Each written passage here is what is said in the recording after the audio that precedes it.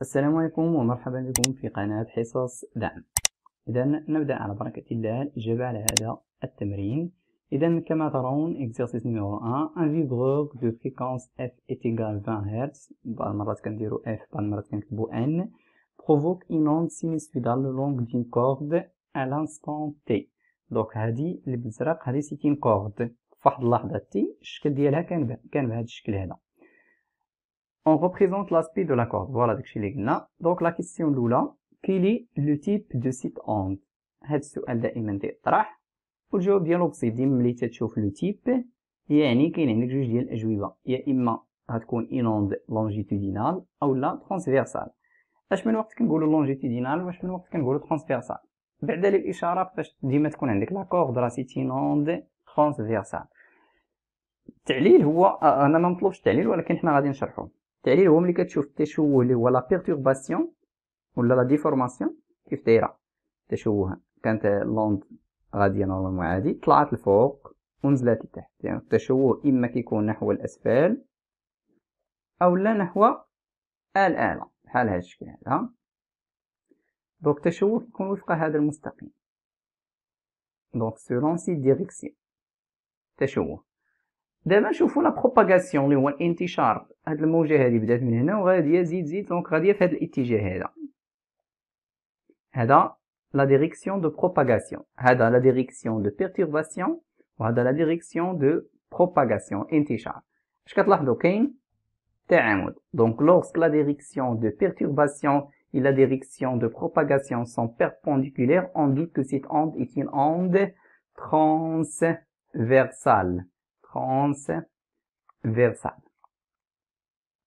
دونك انا شرحت لكم التعليل ما غاديش نكتبو لان ما مطلوبش في السؤال. اذا السؤال الثاني ديتيرميني لا لونغور دو لوند. لا لونغور دوند هنا راه بسيط الجواب ديالو.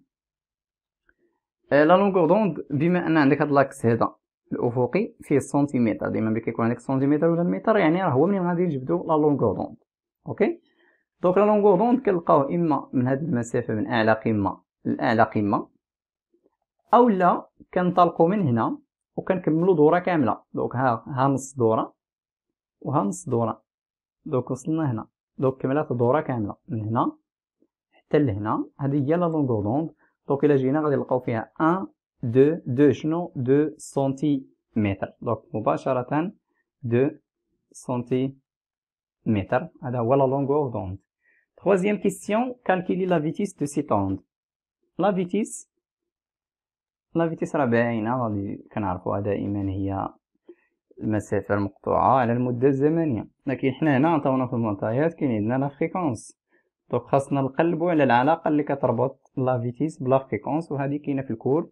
كاينة اما كنديرو لامدا على تي اللي هي لا بيريود اولا كنديرو لامدا فوا ان ولا فوا اف اللي هو لا فريكونس. حنا عندنا لا فريكونس دونك غنخدمو بهذه لامدا فوا لا فريكونس تساوي فقط تجدر إشارة إلى أنه خصنا نحولو السنتيمتر إلى المتر اللي غتعطينا 0.02 متر، ثم كنحسبو هنايا لامدا اللي هي 0.02 دونك هاكي خطأ 0.02 متر فوا لا فريكونس اللي هي 20 هرتز اللي كتساوي لينا كتساوي 0.4